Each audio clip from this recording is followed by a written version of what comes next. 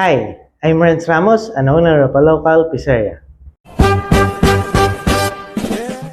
Nagsimula ang hilig ko in cooking nung elementary ako after ko mapanood yung show ni Anthony Bourdain.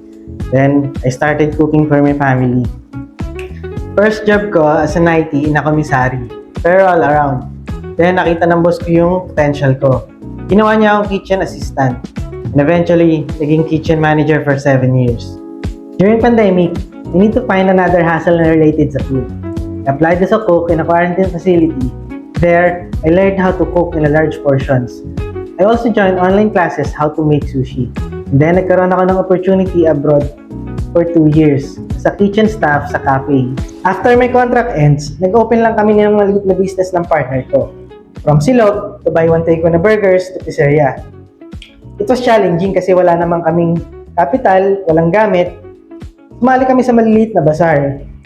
Pero, pag may passion, tiyaga, tiwala at continuous learning, nagiging okay naman.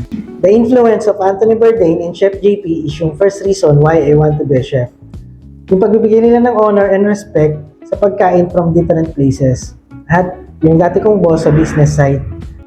Second, I want to undergo proper training. I want to level up my skills and knowledge because I know marami pa akong hindi nalalaman. Third, masaya akong makitang nag-e-enjoy sila sa niluto ko. With this kind of opportunity, I'll be forever grateful to Chef JP and Miss Camille. I would use it to grow both my skills and mindset as a future chef. I will apply these learnings and eventually, may share ko yung knowledge ko to our Filipino aspiring chefs. Or, hopefully, a kitchen team like Sarsa or Kuya. Lastly, may incorporate ko ang Filipino flavors into popular international dishes.